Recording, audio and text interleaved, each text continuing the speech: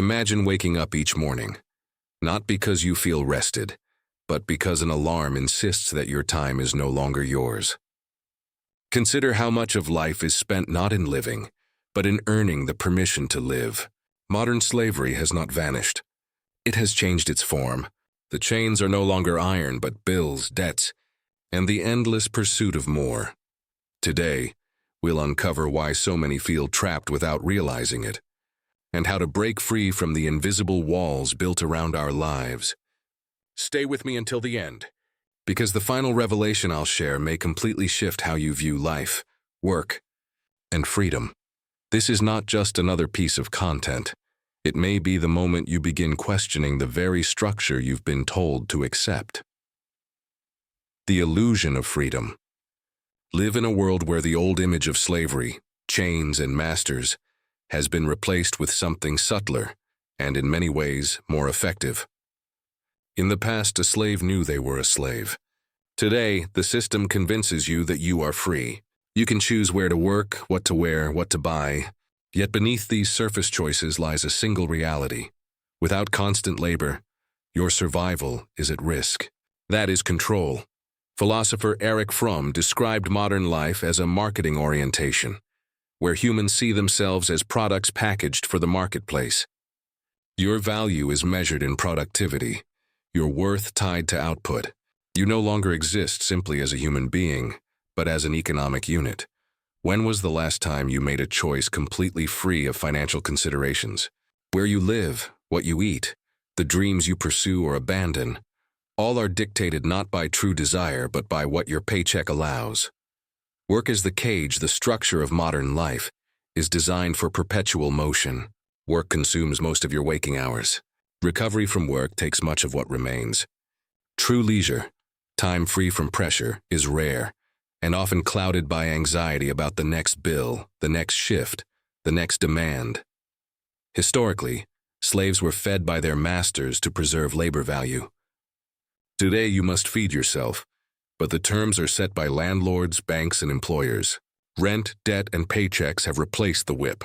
Sociologist Max Weber described this as the iron cage, a system of bureaucracy, necessity, and efficiency that traps individuals.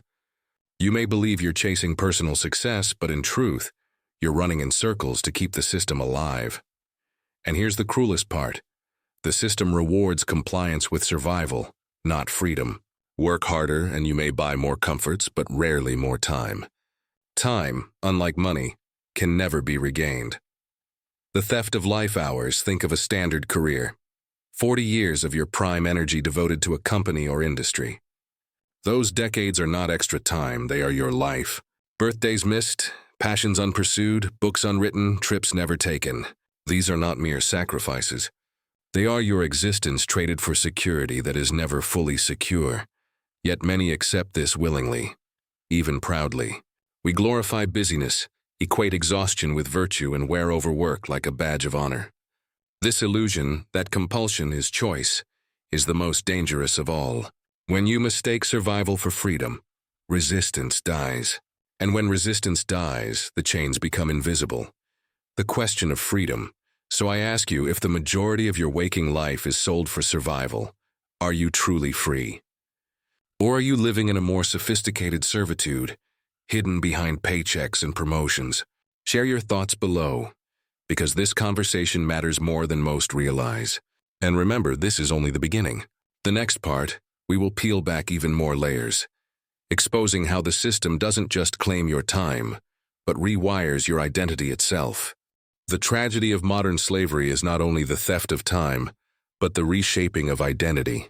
You begin to see yourself only through the lens of your work. When you meet someone new, the first question is, what do you do? And almost always the answer is framed by your job. We have been conditioned to equate profession with self, as though the human you are and the labor you perform are the same thing. Psychologist Abraham Maslow placed self-actualization, fulfilling one's potential, at the top of human aspiration. Yet for most, this pursuit is endlessly postponed. Economic survival pushes aside creativity and self-discovery. Instead of exploring who we truly are, we pour our best energy into tasks designed for someone else's vision and profit. The cost? a quiet erosion of the soul. The colonization of free time, even our so-called free moments are colonized. You scroll to numb fatigue, shop to reward yourself for enduring another week, or plan a vacation as a brief escape before returning to the grind. Think of the hamster wheel, running endlessly, scenery unchanged. Modern life offers promotions, raises, and new titles, yet the wheel itself never moves. You may run faster, but you never leave the cage. Karl Marx described alienation, separation of the worker from their labor, their humanity, and even from one another. In the workplace, you may spend years creating results you don't own, for purposes you don't control, alongside colleagues who are equally trapped. Alienation is complete when you measure your worth only by salary figures, performance reviews, and approval from superiors who see you as replaceable. Debt as the leash. Here lies another layer of the trap. Debt. Credit cards, mortgages, and student loans are marketed as tools for freedom, but function as mechanisms of control. Once you owe, you must keep working to pay. The fear of losing income becomes the leash that keeps you compliant. The bank doesn't need to punish you. The system ensures you punish yourself with overwork to meet obligations. But beyond economics lies a deeper manipulation. Society feeds you the story that hard work is the highest virtue, that dignity comes from labor, and that success means constantly climbing the ladder. The brilliance of this illusion is that it keeps you striving endlessly without asking who built the ladder or where it leads. The culture of striving. Look around.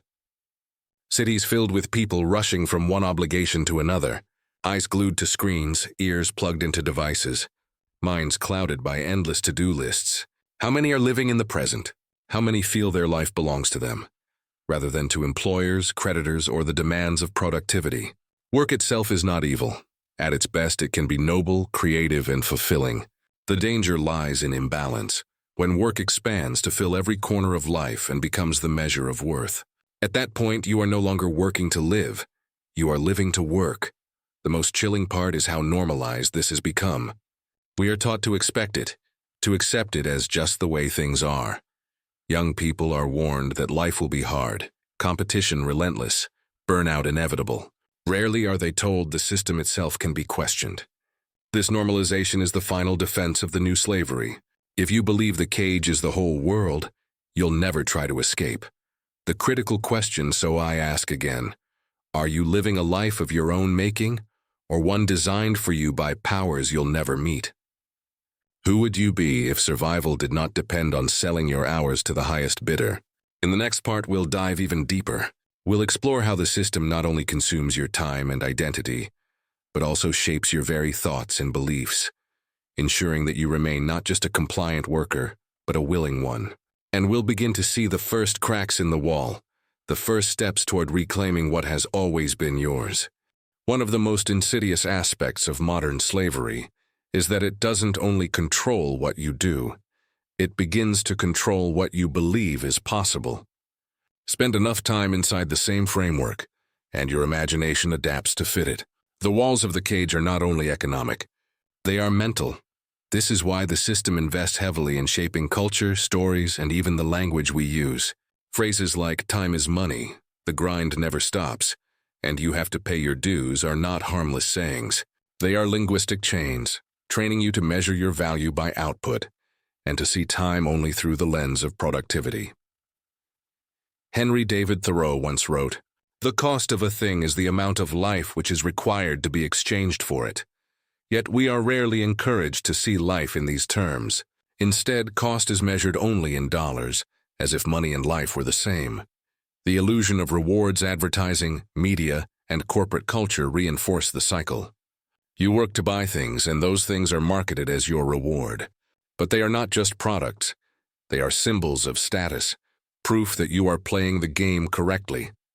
A car becomes more than transportation. It is a statement of success. A luxury watch is not for telling time. It tells the world you have value. This creates a loop where you must keep working not only to survive, but to maintain the appearance of thriving. Here lies the cruel paradox. The more you work to maintain the image, the less time you have to live the life the image represents. You chase a picture of freedom, while the experience of freedom quietly slips away, Conditioning from childhood, the shaping begins early. Children are asked, "What do you want to be when you grow up?" And the acceptable answers are job titles: doctor, lawyer, engineer, entrepreneur. Rarely does anyone say, "I want to be peaceful," or "I want to be wise," or "I want to explore the world." From the start, identity is tied to the labor market. Even those who could step off the wheel often don't, because they've been taught that without constant work, life has no meaning. Retirement for many is not liberation, but a crisis of identity. If you've spent decades defined by productivity, who are you when the work stops? This is how the new slavery sustains itself, not through open coercion, but through internalized consent. People police themselves. They accept exhausting schedules, binding debts, and dreams that are always postponed. And when they feel the weight of this life, they blame themselves for not working hard enough, instead of questioning the structure that demands so much. The fragility of security, sociologist Zygmunt Bauman spoke of liquid modernity, a world where jobs, relationships, and communities are unstable and temporary. Workers are kept in constant insecurity, always needing to prove themselves, always fearing replacement. This insecurity is not a flaw in the system. It is its design. If you are never secure enough to pause, reflect, or choose differently, you remain compliant. You remain focused on survival, not freedom. The cracks in the wall, and yet, even within this cage, cracks appear. Perhaps during a long walk, you feel more alive than during a week of paid labor. Perhaps you meet someone living with less money but more joy, and you wonder if the equation you've been taught is wrong. These small moments matter. They remind us that the walls, though high, are not impenetrable. The first step to reclaiming your life is recognizing that modern work is not inevitable. It is a human invention, and like all inventions, it can be questioned, challenged, and changed. The danger is believing the system is as fixed as gravity. The hope is realizing it is not. Looking ahead in the next and final part, we will confront the most important truth of all. Beyond simply criticizing the system, we'll uncover the mindset shift and practical steps that can help restore your time, your identity, and your freedom, even while living inside a structure designed to keep you bound. Awareness is the beginning. Action is the breakthrough. So far, we've seen how modern slavery consumes your time, reshapes your identity, and colonizes your thoughts. But the system doesn't stop there. It goes deeper still. It seeks to capture your beliefs and even your dreams, ensuring you remain not just a compliant worker, but a willing one. When you live too long within the same framework, your imagination adapts to fit inside it. You stop asking what life could be, and instead focus only on what it must be to survive. The walls of the cage shift from physical constraints to mental ones, the power of cultural stories. This is why culture and language are such powerful tools of control. Expressions like "time is money" or "pay your dues" don't just describe reality, they define it. They teach you to view every hour as a unit of productivity, every life choice as an economic transaction. Think about it. When you measure everything in money, you stop measuring it in life. Henry David Thoreau reminded us, "The cost of a thing is the amount of life which is required to be exchanged for it." But that wisdom has been buried.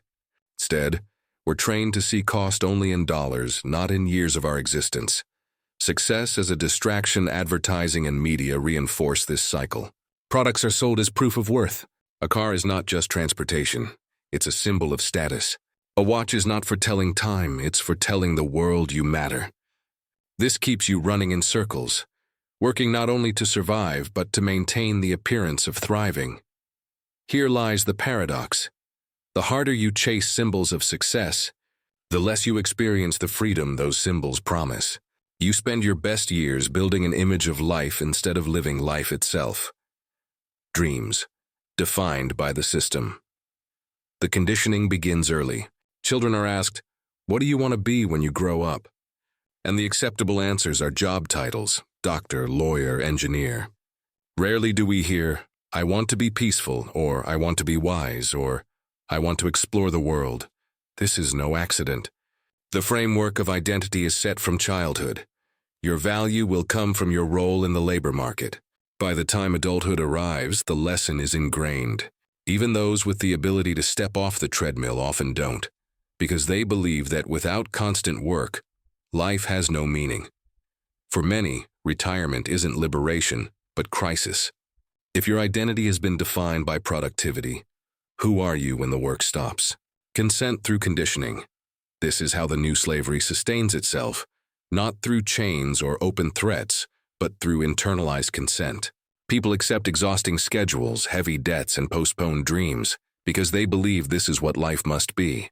And when the weight becomes unbearable, they blame themselves for failing, instead of questioning the structure that demanded so much. This is the genius of the system. It convinces you to police yourself. You enforce the cage with your own choices, never realizing the terms were set long before you had any say. Insecurity, as design sociologist Zygmunt Bauman described our age as liquid modernity, a world where nothing is stable. Jobs, communities, and even relationships feel temporary. This constant instability is not a flaw in the system. It is its design. By keeping you insecure, the system ensures you never pause to reflect or choose differently. You are too busy proving yourself, too focused on survival to question why survival is always at risk in the first place. The glimpses of freedom. And yet, the illusion is not perfect.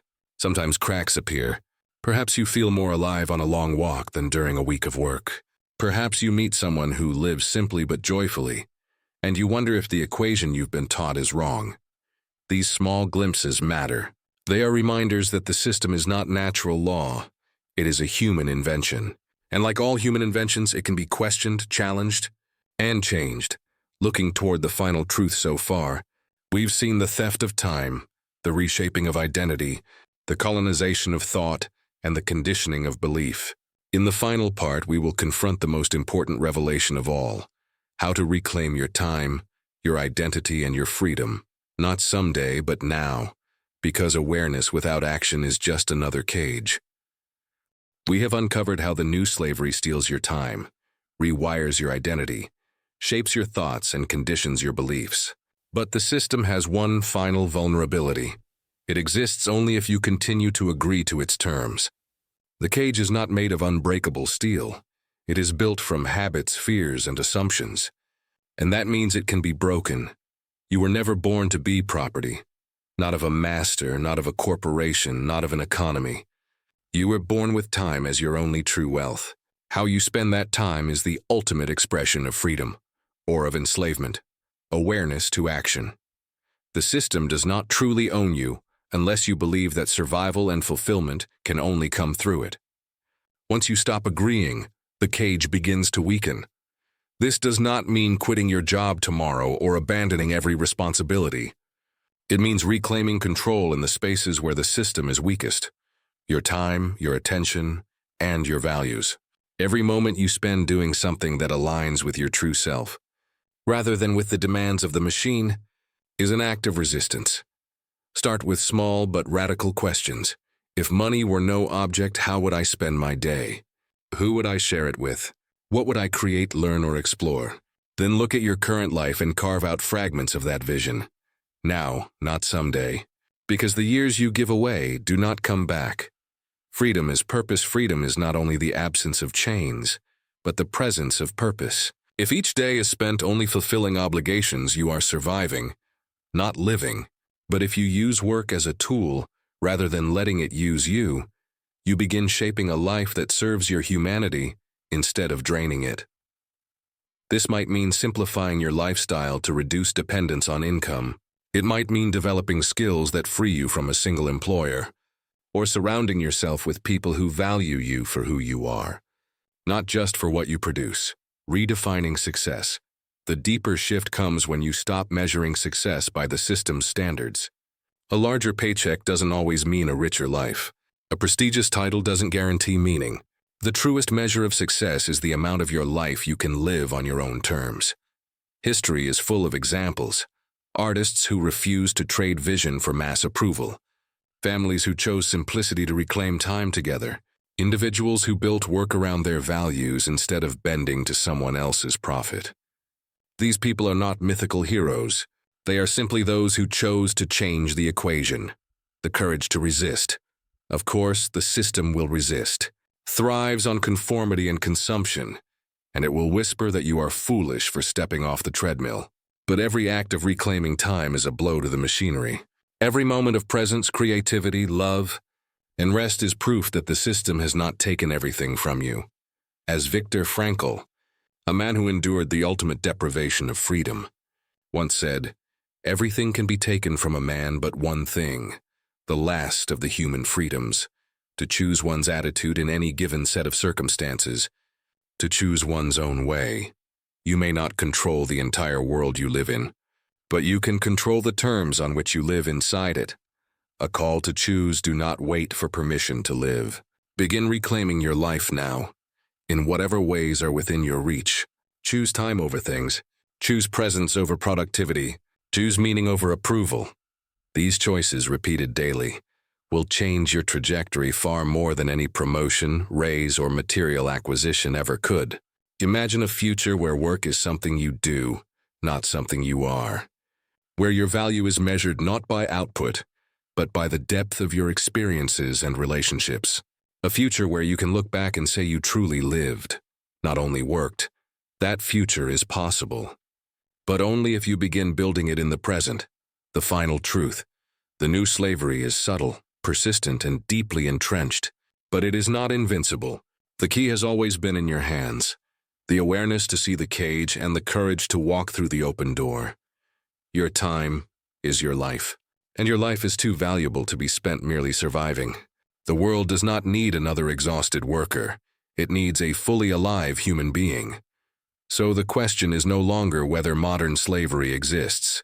The question is, will you continue to live inside it, or will you reclaim what has always been yours, your time, your freedom, your life? The choice is yours.